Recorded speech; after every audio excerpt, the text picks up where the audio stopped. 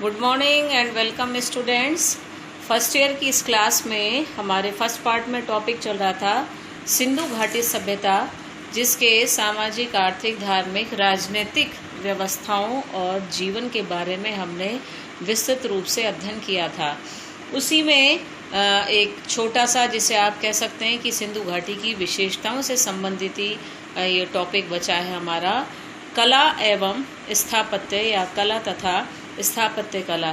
जैसा कि हम पूर्व में पढ़ चुके हैं, सिंधु घाटी सभ्यता एक विकसित सभ्यता थी, जिसके सामाजिक, धार्मिक, राजनीतिक जीवन को जिस तरह से उन्होंने व्यवस्थित रूप से विकसित किया था, ठीक उसी प्रकार से अपनी कला और स्थापत्य को भी उन्होंने विकसित रूप से विकसित किया था। आप देखिए, भवन निर्माण कला हम पढ़ चुके हैं, जो उनके स्थापत्य कला की ओर संकेत करते हैं। आज हम कला के क्षेत्र में देखिए, जो सैंधव सभ्यता में कला का सुविकसित रूप देखने को मिलता है, इसमें शासक और समृद्ध व्यापारी वर्ग जो था, वो दोनों ही कला प्रेमी थे और उन्होंने कला के विकास में अपना महत्वपूर्ण योगदान दिया था। इस सभ्यता में वास्तुकला, मूर्तिकला, उत्कीर्ण कला, जिसे हम रिलीफ स्थापत्य भी कहते हैं, चित्रकला, मृदभांड कला आदि के सम्यक रूप से उन्नत होने के प्रमाण मिलते हैं। अब ये प्रमाण हमें कहाँ मिलते हैं? जहाँ जिन नगरों की सिंधु घाटी सभ्यता के अंतर्गत खुदाई या उत्खनन का कार्य किया गया है, वहाँ हमें कला के ये विभिन्न प्रमाण प्राप्त हुए हैं।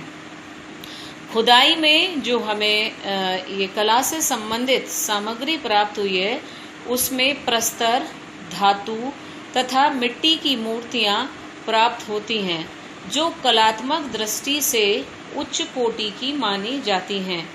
यहाँ पर आप देखिए, अभी हम अपना पॉइंट डालेंगे, प्रमुख प्राप्ति स्थल, यानी ये जो हमें सामग्रियाँ प्राप्त हुई हैं, ये प्रमाण प्राप्त हुए हैं, वो सिंधु घाटी सभ्यता के किन किन स्थानों या स्थलों से प्राप्त हुए हैं।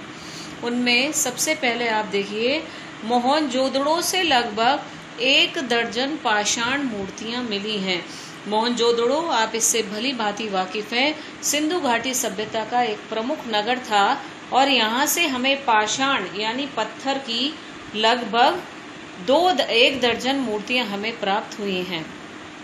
इसी प्रकार से हड़प्पा से 2 पाषाण मूर्तियाँ प्राप्त हुई हैं। प्रस्तर मूर्तियों में यदि सर्वप्रथम हम देखें, मोहनजोदड़ो से प्राप्त योगी अथवा पुरोहित की मूर्ति है। अब इस मूर्ति की विशेषता हम देखें, इस मूर्ति में संवारी गई है किंतु मूछें नहीं हैं, यानी इस मूर्ति में जिस योगी पुरुष या पुरोहित को प्रदर्शित किया गया है, वह पुरोहित या योगी मूछों रहित है, किंतु दाढ़ी उसकी स्पेशली आप देखिए संवारी गई है। उसके केश यानी बाल लंबे हैं, संभवतः यही कारण है केश पीछे की ओर एक फीते से बांधे गए हैं। उसका मस्तक गोल है, मतलब जो उसका फॉरहेड है वो पूरा गोल है, और अलंकरण भी इस मूर्ति में किया गया है। बाएं कंधे पर शॉल है और इसके साथ साथ आप देखिए, उसके जो नेत्र हैं वो आधे खुले हुए हैं। यदि आपने कभी किसी योगी को योगासन मुद्रा में देखा हो या कभी उसकी कोई पिक्चर देखी हो, तो जब हम योग की अवस्था में बैठते हैं तो नेत्र आधे खुले हुए प्रतीत होते हैं।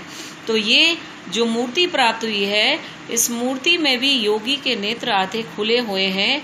नीचे के होंठ जो हैं, यानी निचले होंठ जो हैं, वो मोटे हैं और उसकी दृष्टि नासिका के अग्र भाग पर टिकी हुई है। ये जो मूर्ति प्राप्त हुई है, इसकी ये महत्वपूर्ण विशेषताएं हैं। इसके साथ आप देखिए, मोहनजोदड़ो, चन्हूदड़ो, लोथल, कालीबंगा आदि से धातु की मूर्तियां प्राप्त हुई हैं। ये जो मूर्ति प्राप्त हुई थी वो पाषाण की है, और इन क्षेत्रों से या इन स्थलों से जो मूर्तियां प्राप्त हुई हैं वो धातुओं से निर्मित हैं। इनमें सबसे प्रसिद्ध जो धातु की मूर्ति है वो है मोहनजोदड़ो से प्राप्त 4.5 सेंटीमीटर लंबी एक नर्तकी की कांसे की मूर्ति उल्लेखनीय है। इसको आप ध्यान रखिएगा, कई बार छोटे क्वेश्चंस में आता है कि कांसे की नर्तकी की मूर्ति कहाँ से प्राप्त हुई है। वो स्थान है आपके मोहनजोदड़ो और इसकी जो लंबाई है वो 4.5 सेंटीमीटर है। मानव मूर्तियां तो यहाँ इन क्षेत्रों से या इन खुदाई स्थलों से प्राप्त हुई हैं। इसके साथ साथ आप देखिए मोहनजोदड़ो से भैंसे तथा भेड़ा की कांस्य मूर्तियां भी प्राप्त हुई हैं। यानी नर्तकी की मूर्ति के साथ साथ पशुओं की मूर्तियां भी प्राप्त हुई हैं, जिनमें भैंसा और भेड़ा ये प्रमुख रूप से इनकी मूर्तियां प्राप्त हुई हैं। कालीबंगा जो अन्य महत्वपूर्ण स्थल है सिंधु घाटी सभ्यता का, लोथल और कालीबंगा, वहाँ से भी पशु मूर्तियां प्राप्त हुई हैं, जिसमें लोथल से कुत्ते की तथा कालीबंगा से प्राप्त वृषभ की ताम्र मूर्तियां प्राप्त हुई हैं, जो कलात्मक दृष्टि से काफ़ी अच्छी मानी जाती हैं। यानी कलात्मक दृष्टि से ये मूर्तियां काफ़ी उच्च कोटि की आंकी गई हैं। अब इसमें एक ध्यान देने योग्य बात और है, जो उत्खनन में अधिकांश मूर्तियां प्राप्त हुई हैं उनमें अधिक संख्या जो पाई गई है वो स्त्री मूर्तियों की है। यानी पशुओं और जो पुरुष हैं उनकी तुलना में हम देखें स्त्रियों की मूर्तियां जो हैं वो भारी संख्या में इन उत्खनन स्थानों से प्राप्त हुई हैं। इसके बाद पशुओं की मृण मूर्तियां प्राप्त हुई हैं, जो काफ़ी बड़ी संख्या में पाई गई हैं और कलात्मक दृष्टि से इन्हें अत्यंत उच्च कोटि का माना जाता है। इसमें आपको एक चीज विशेष रूप से बताना चाहूंगी, कुबड़दाल वृषभ विशेष रूप से पाया गया है। ये जो मृण मूर्तियां प्राप्त हुई हैं पशुओं की, इसमें कुबड़दाल वृषभ की मूर्ति विशेष रूप से उल्लेखनीय है। इसके अलावा अन्य पशुओं की मूर्तियां जो प्राप्त हुई हैं उनमें हाथी, गैंडा, बंदर, सूअर, वृषभ, बाघ, भालू, खरगोश, भैंसा, भेड़ा आदि की मूर्तियां भी काफ़ी बड़ी संख्या में प्राप्त हुई हैं।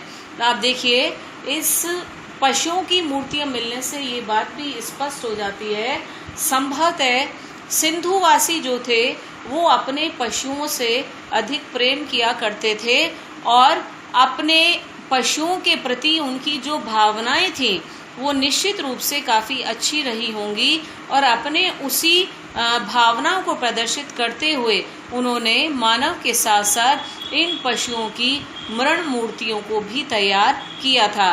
और सौंदर्य कला की दृष्टि से यदि हम देखें तो इन पशु मूर्तियों में सौंदर्य की कमी भी दिखाई नहीं देती है, इन्हें बड़े खूबसूरत ढंग से अलंकृत भी किया गया है।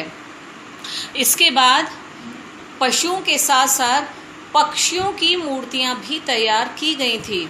यानी सिंधुवासी जो थे वो पशुओं के साथ साथ पक्षियों से भी प्रेम किया करते थे। जैसा कि हमने धार्मिक जीवन में पढ़ा था, सिंधुवासी प्रकृति प्रेमी थे। संभवतः इन पशु पक्षियों की मूर्तियां मिलना इस बात की ओर संकेत करता है कि निश्चित रूप से प्रकृति से संबंधित जो चीज़ें हैं उनसे सिंधुवासियों को काफ़ी लगाव रहा होगा। पक्षियों में मोर, कबूतर, तोता, चील, गौरैया, मुर्गा, उल्लुक आदि की मूर्तियां विशेष रूप से उल्लेखनीय हैं, जो विभिन्न स्थलों की खुदाई से प्राप्त होती हैं।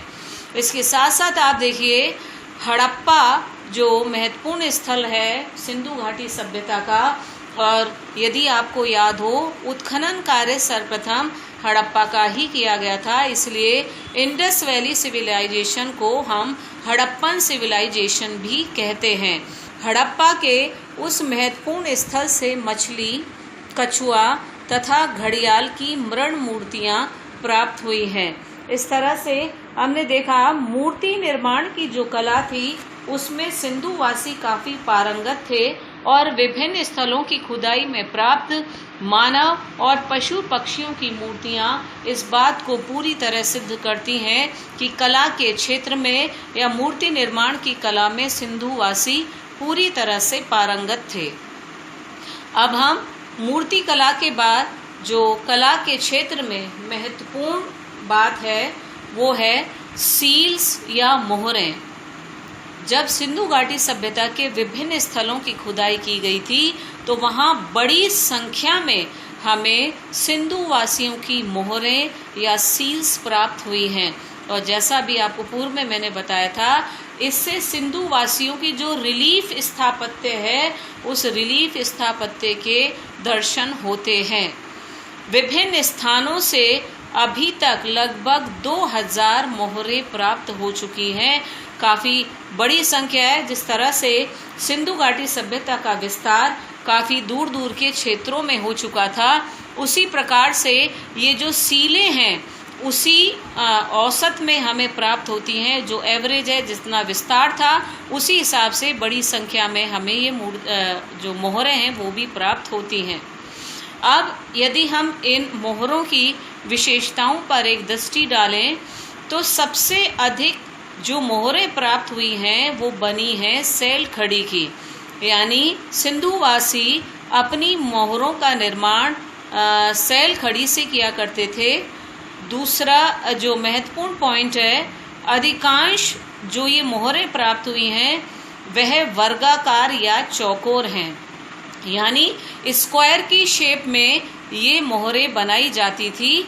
किंतु साथ ही साथ जहाँ इन मोहरों को स्क्वायर शेप दिया गया था वहीं ये मोहरें कुछ मात्रा में गोलाकार, घनाकार अथवा बेलनाकार रूप में भी निर्मित की गई हैं और इनकी प्राप्ति भी हमें विभिन्न स्थलों से होती है।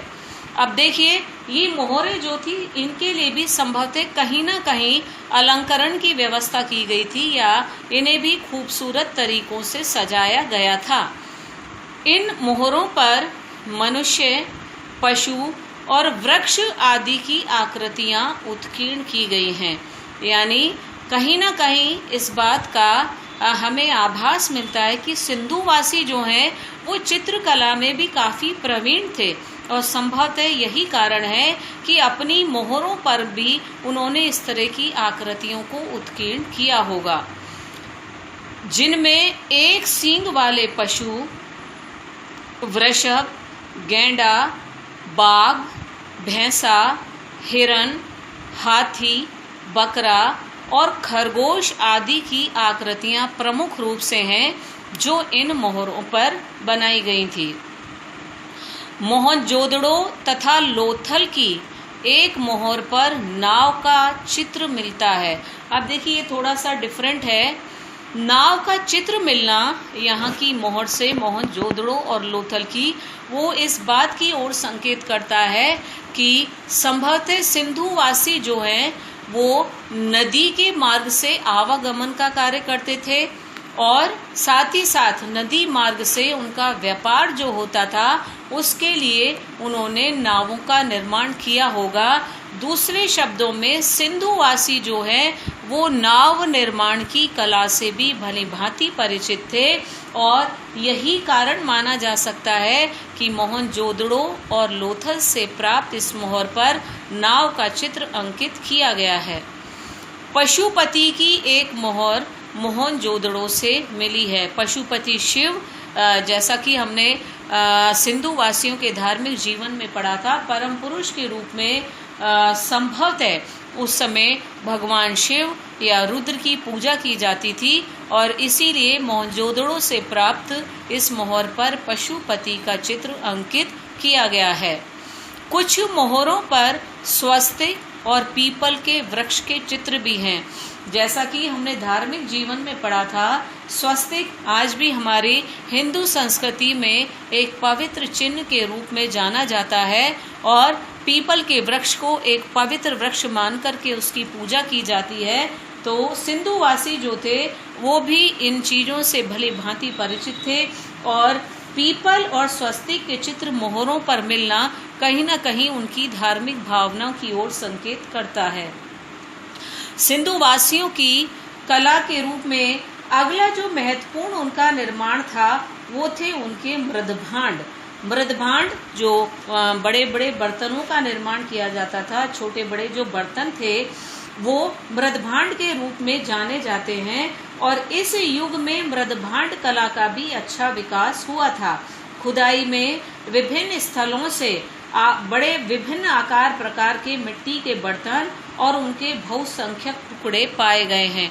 अब देखिए, ये जो मृदभांड बनते थे इन्हें चाक पर और हाथ से यानी मैनुअली भी बनाया जाता था और चाक पर भी इनका निर्माण किया जाता था। इनकी विशेषताओं के रूप में हम ये लिख सकते हैं कि ये जो मृदभांड है वो चाक पर तथा हाथ दोनों प्रकार से बनाए जाते थे।